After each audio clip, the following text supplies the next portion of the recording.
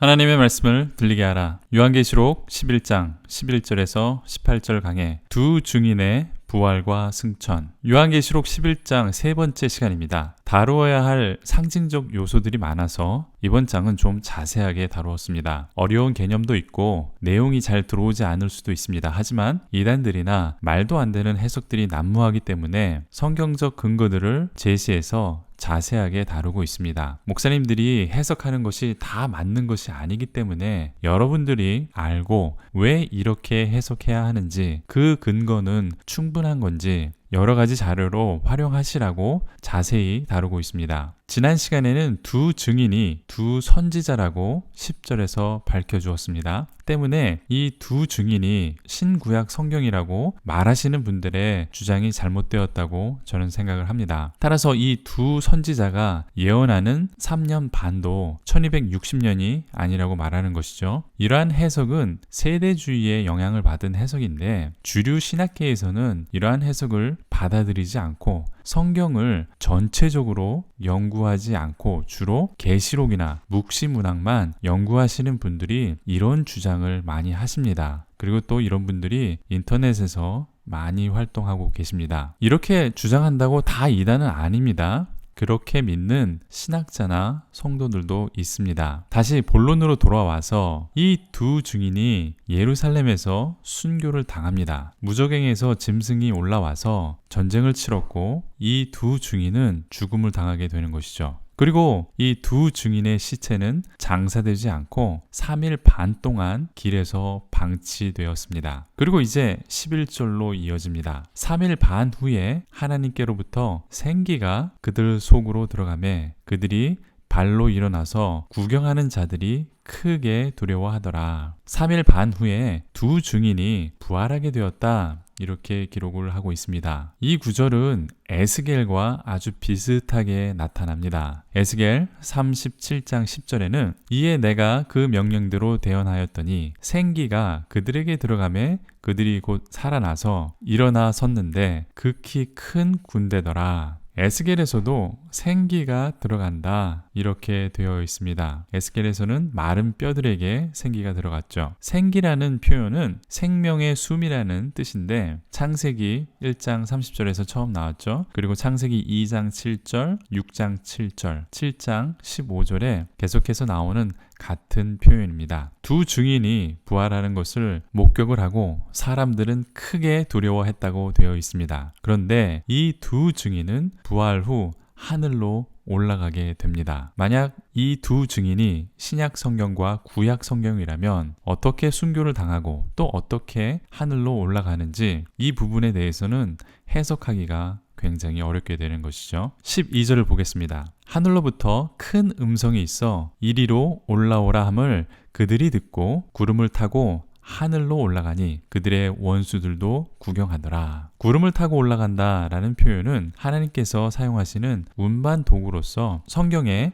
여러 번 나타납니다. 신명기 33장 26절, 시편 68편 34절에 나타나고 있습니다. 때로는 땅에서 하늘로 올라가는 도구로 사용되기도 하고 반대로 하늘에서 땅으로 내려올 때 사용되기도 합니다. 또 하늘에서 다른 곳으로 이동할 때에도 사용되고 있고 그 외에도 신적 임재에도 이렇게 나타나고 있습니다. 두 증인의 죽음과 부활은 마지막 때에 우리 성도들의 모습을 대표해주고 있는 것이라고 저는 보고 있습니다. 이 이야기는 어쩌면 우리들의 이야기가 될 수도 있습니다. 마지막 때에 살아갈 성도들의 모습일 수 있다는 것이죠. 그 정도의 차이는 있을 수 있지만 성도들이 하나님의 말씀을 전하다가 고난을 받고 심지어 순교를 당할 수도 있습니다. 이러한 핍박과 죽음을 세상 사람들은 마땅하다 이렇게 생각을 합니다. 그리고 기뻐하고 서로 선물을 주고받기까지 한다고 성경에 되어 있습니다. 그래도 우리는 이것이 끝이 아니다라고 말해줍니다. 죽음도 이기시는 하나님을 바라보라는 것입니다. 죽음에서 부활하여 하나님께 이끌려 나가게 된다라고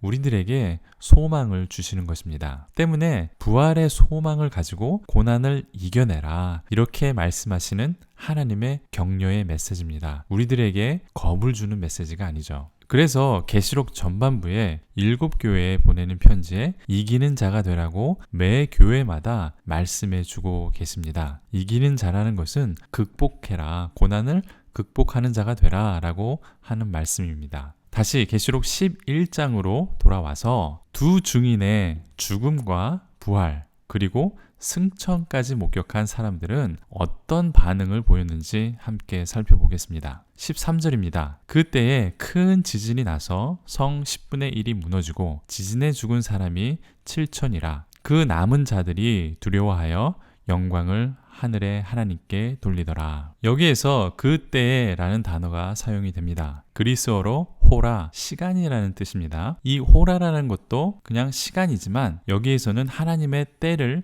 말하고 있는 것입니다. 보통 퀴리오스라는 단어가 주로 하나님의 때라는 시간을 나타나는데 반드시 그런 것은 아닙니다. 문맥상 또는 성경에서 어떻게 이러한 단어들이 사용되었는가를 살펴보고 앞뒤 문맥을 보고 해석을 해야 합니다. 그렇기 때문에 무조건 퀴리오스는 하나님의 때다 이렇게 적용해서 해석을 하면 문제가 생길 수 있다는 말입니다. 즉 성경은 화학 공식, 수학 공식이 아니라는 것을 말씀드리는 것입니다. 호라라는 단어 뒤에 기적이 바로 나타나는 경우가 있다는 것입니다. 다니엘서 5장 5절, 마태복음 8장 13절, 10장 19절, 마가복음 3장 11절, 누가복음 12장 12절, 7장 21절, 요한복음 4장 53절, 사도행전 22장 13절에 이런 경우가 나타납니다. 계속해서 보면 이제 하나님의 재앙이 다시 임하게 됩니다. 5절에 누구든지 그들을 해하고자 하면 반드시 그와 같이 죽음을 당하리라 라는 경고가 있었습니다. 이 경고대로 하나님의 말씀이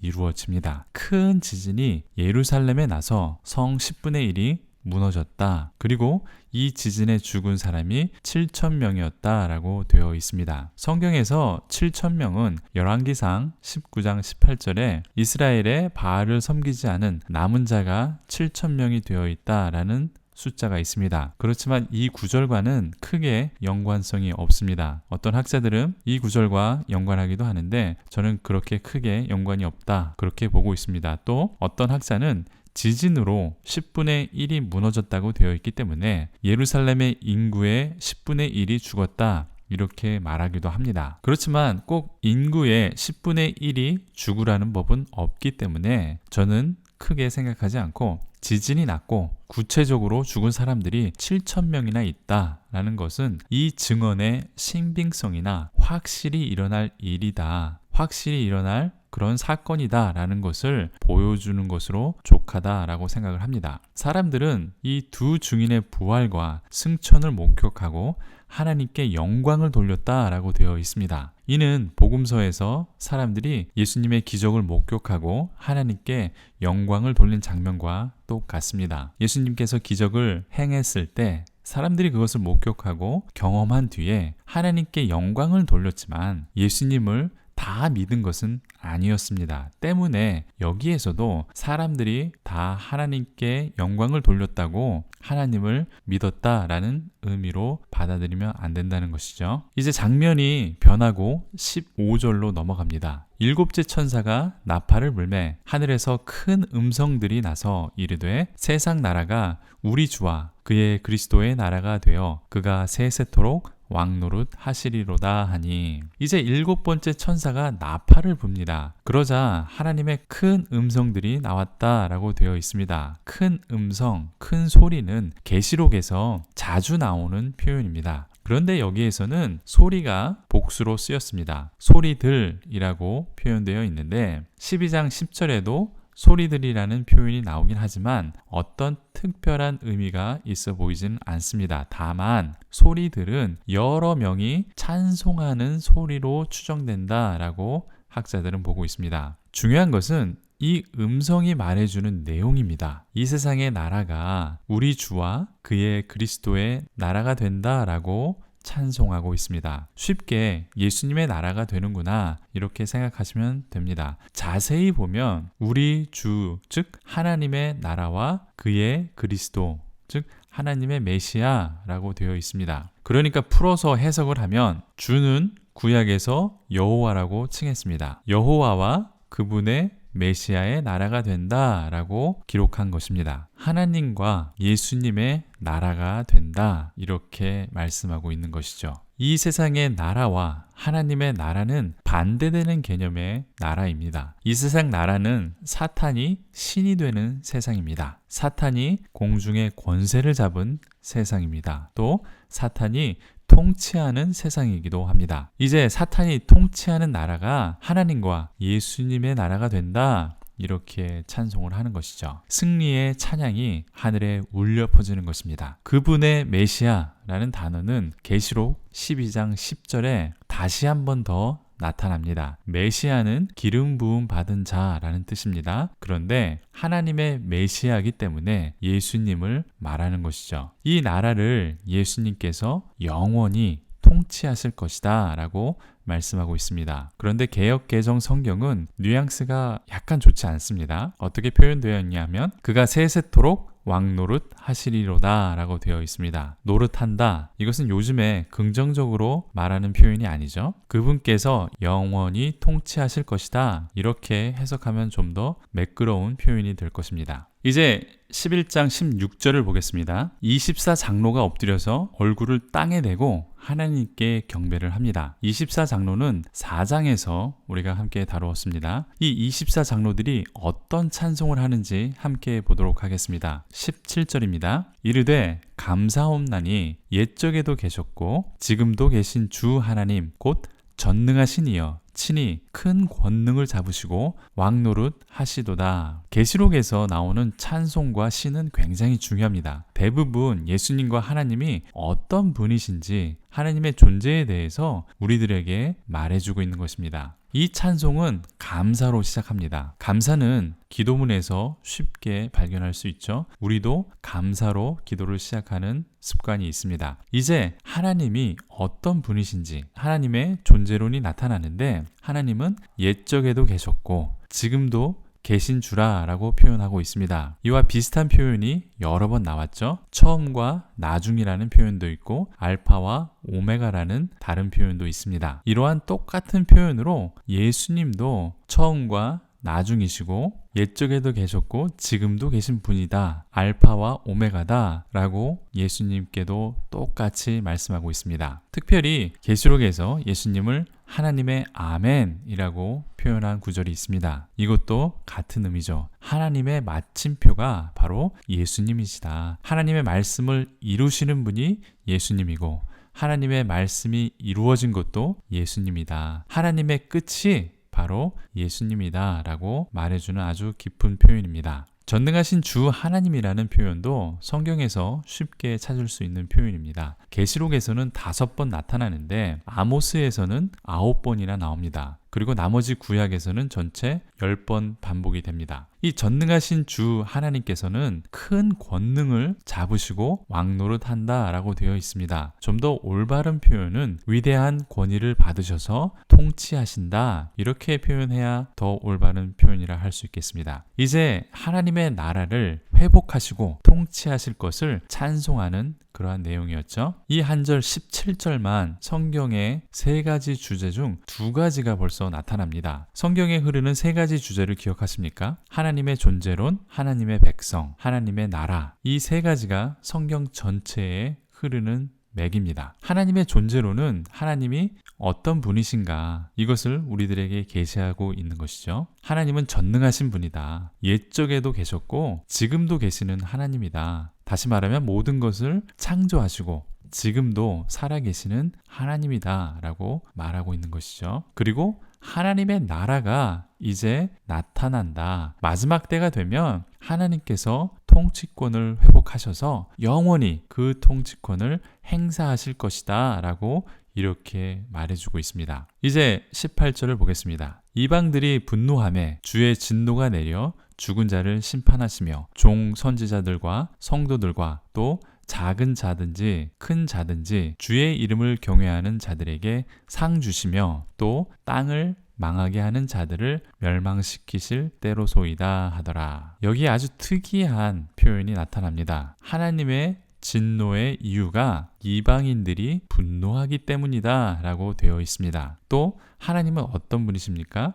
이방인들이, 즉 하나님을 믿지 않는 사람들이 분노하기 때문에 하나님께서 심판하는 것입니다. 또 하나님은 어떤 분이시라고 여기에서 말씀합니까? 죽은 자를 심판하시는 분이다 라고 되어 있습니다. 사도행전 10장 42절, 디모데후서 4장 1절에도 예수님도 산자와 죽은 자를 심판하는 분이다 이렇게 말씀하고 있습니다. 베드로전서 4장 5절에는 하나님이 심판자이다 이렇게 말하고 있습니다. 그러니까 계시록이나 신약 성경에는 죽은 자를 심판하는 분이 성부 하나님이시고 또 성자 예수님이시다 이렇게 섞여서 표현되고 있습니다. 다시 말씀드리지만 이러한 것은 삼위일체 하나님의 개념으로 생각을 하시면 됩니다. 심판이 있다면 당연히 상급도 있습니다. 상은 누구에게 주시느냐? 개역 개정 성경에는 종 선지자라고 이렇게 되어 있는데 당신들의 종들인 선지자 또는 선지자 종들 이렇게 표현하면 좀 더 매끄럽죠? 선지자들을 종으로 표현한 것입니다. 그리고 하나님의 이름을 경외하는 성도들이나 또 하나님의 백성 중 작은 자나 큰 자나 구별 없이 상을 주신다 성경은 말씀하고 있습니다. 하나님의 나라에는 차별이 없습니다. 계급이 없습니다. 중요한 사람이나 중요하지 않은 사람이 없다는 것이죠. 따라서 교회도 크거나 작은 사람이 없어야 된다. 저는 이렇게 생각합니다. 왜 아직도 교회에 계급이 있는지 저는 이해할 수가 없는 것이죠. 목사님이나 초신자나 장로님이나 청년이나 남자나 여자나 어린아이나 노인이나 하나님은 차별하지 않는다. 이렇게 성경은 말씀하고 있습니다. 그리고 누구나 다 하나님의 상급을 받게 된다. 이렇게 말하고 있죠. 이제 7번째 나팔이 울리자 24 장로들이 찬송을 했습니다. 그리고 이제 하늘에 있는 하나님의 성전이 열립니다. 이 내용은 다음 시간에 다루도록 하겠습니다. 설명할 부분이 많이 있고 12장과 연결이 되기 때문에 19절부터는 다음 시간에 함께 다루도록 하겠습니다. 지금까지 계시록 11장을 한번 정리해 보겠습니다. 하나님께서 이방인에게 거룩한 성, 즉 예루살렘을 짓밟게 허락하셨습니다. 그러면서 두 증인에게 능력을 주십니다. 이 두 증인은 1260일, 즉 3년 반 동안 예언을 하고 재앙을 내립니다. 이 두 증인은 올리브 나무와 촛대로 비유가 됩니다. 올리브 나무는 기름 부음 받은 선지자라는 것을 말하고 촛대는 복음을 전하는 복음의 전도자, 세상에 빛을 전하는 것을 말하고 있습니다. 이 두 증인은 10절에 선지자라고 분명히 말하고 있습니다. 이 두 선지자가 3년 반 동안 비를 내리지 않았고 물을 피로 변하게 했다. 이렇게 말하고 있습니다. 그리고 여러 가지 재앙도 함께 원하면 내릴 수 있었다라고 말하죠. 하지만 이 두 선지자는 무적행에서 나오는 짐승과의 전쟁으로 순교를 당하게 됩니다. 그들의 시체는 3일 반 동안 예루살렘 길가에 방치되고 장사되지 못합니다. 그런데 하나님께서는 이 두 증인을 부활시키고 승천하게 하십니다. 그 후에 7번째 나팔이 울리게 되는 것이죠. 이때 24 장로는 하나님을 찬송을 합니다. 이제 영원히 세상을 통치하실 하나님을 찬양하고 있습니다. 또 심판과 상급을 주실 분으로 하나님을 찬양하고 있는 것입니다. 이 내용은 앞으로 선지자들이 순교하는 핍박과 재앙이 있겠지만 이 모든 것이 하나님의 계획이고 하나님께서 그렇게 허락하신 그러한 사건이라는 것을 우리들에게 말해주고 있습니다. 그리고 이 두 증인은 다시 부활하게 되는데 부활한 두 증인처럼 고난도 죽음까지도 우리를 굴복시킬 수 없다는 것을 보여주고 있습니다. 마지막 때를 두려워하지 말라는 하나님의 계시입니다. 이 고난과 고통마저 하나님의 계획이라는 것을 말해주는 것이 3년 반, 1260일, 42개월, 한때, 두때, 반때 이러한 단어를 이용해서 상징적으로 말해주는 것입니다. 바로 이 기간, 이 통제된 기간이 바로 하나님의 통제된 섭리이다 라는 것을 우리에게 말씀해주고 있는 것이죠. 때문에 핍박도 그리고 죽음까지도 우리는 극복할 수 있다. 이렇게 계시록 11장은 말씀해주고 있는 것입니다. 도움이 되셨습니까? 질문이나 다른 의견이 있으시면 댓글을 달아주십시오. 최대한 쉽고 간략하게 설명하면서도 한 절 한 절 다루어야 하는 고충이 있습니다. 부족한 점 양해해 주시고 좋은 점이 있다면 격려해 주십시오. 구독과 좋아요를 눌러주시면 계속해서 말씀 중심, 예수 중심의 성경 강의를 들으실 수 있습니다. 카톡이나 SNS로 영상을 공유해 주십시오. 주 안에서 마지막 때를 극복하시는 하나님의 백성이 되시길 간절히 축원드립니다. 감사합니다.